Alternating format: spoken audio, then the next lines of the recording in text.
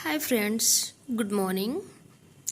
मैं एक छोटा सा टॉपिक लेकर के आपके सामने प्रस्तुत हुई हूँ जिसका नाम है संस्मरण। तो सबसे पहले हम देखते हैं संस्मरण शब्द की व्युत्पत्ति। संस्मरण शब्द सम प्लस स्मृति प्लस अन से बना है। वह अंग्रेजी शब्द मेमोयर्स का हिंदी रूपांतरण है जिसका अर्थ स्मरण के आधार पर लिखा गया। तो आइए हम देखते हैं कि हिंदी में सबसे पहला संस्मरण कब लिखा गया था और किसने लिखा था।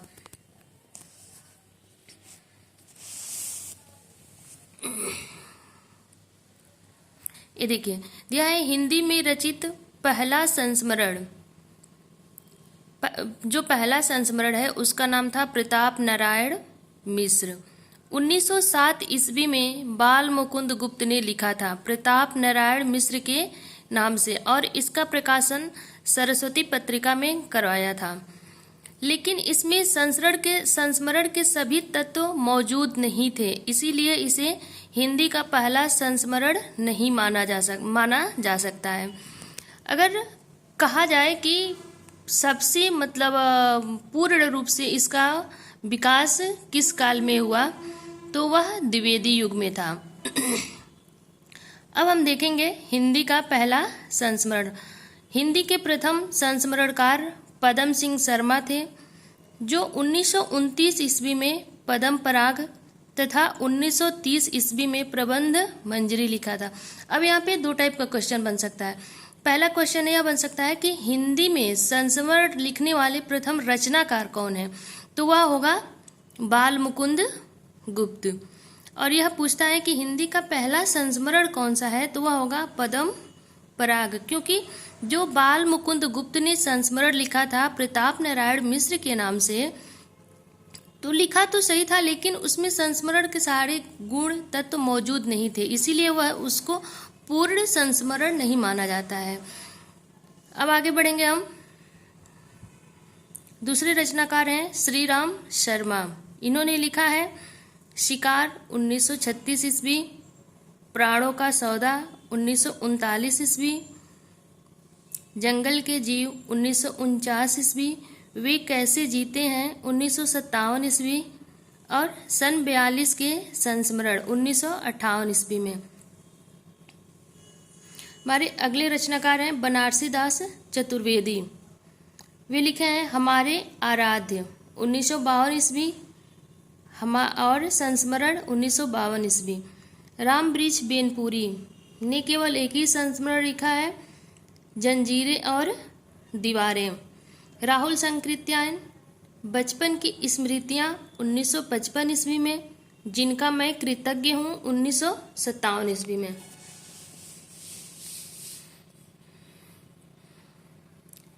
अगले रचनाकार हैं ओमकार शरद।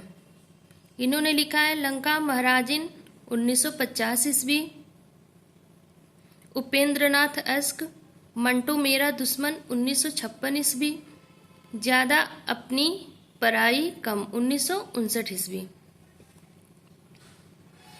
है सेठ गोविंद दास। इन्होंने केवल एक संस्मरण लिखा है स्मृति कर्ण 1959 ईस्वी में। और यह है हरिवंश राय बच्चन। ये तो बहुत ही ज्यादा मोस्ट है।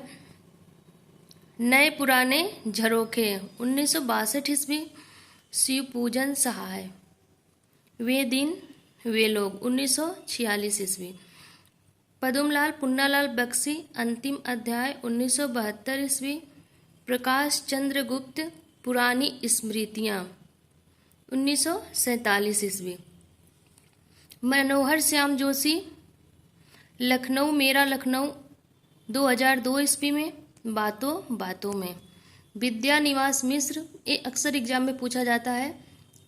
ऐसे क्वेश्चन बनता है कि चिड़िया रैन बसेरा किस विधा की रचना है, तो यह संस्मरण है 2002 में लिखा गया था। अगले रचनाकार हैं देवेंद्र सत्यार्थी। यादों के काफिले 2000 ईस्वी, अज्ञेय स्मृति लेखा 1986 ईस्वी,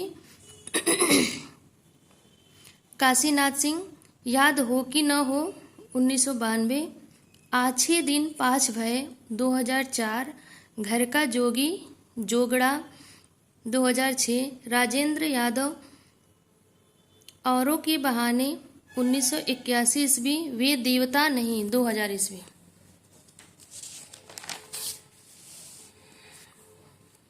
अगले लेखक हैं भगवती चरण वर्मा, अतीत के गर्त से 1979 ईस्वी, हम खंडहर के वासी।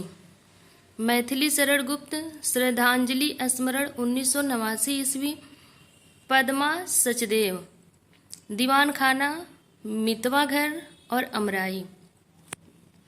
अगले रचनाकार हैं दूधनाथ सिंह, लौट आओ धार, एक शमशेर भी है। अब है कृष्णा सोबती, हम हसमत, इसके 3 भाग हुए हैं। दूसरा है शब्दों के आलोक में, तीसरा है सोबती एक शोहबत। अगले रचनाकार है विश्वनाथ त्रिपाठी, ये भी बहुत ही मोस्ट है। नंगा तलाई का गांव 2004 ईस्वी, व्योमकेश दरवेश 2010 ईस्वी, गंगा स्नान करने चलोगे 2012 ईस्वी। अब है फणीश्वर नाथ रेणु, बन तुलसी की गंध, समय की शिला पर।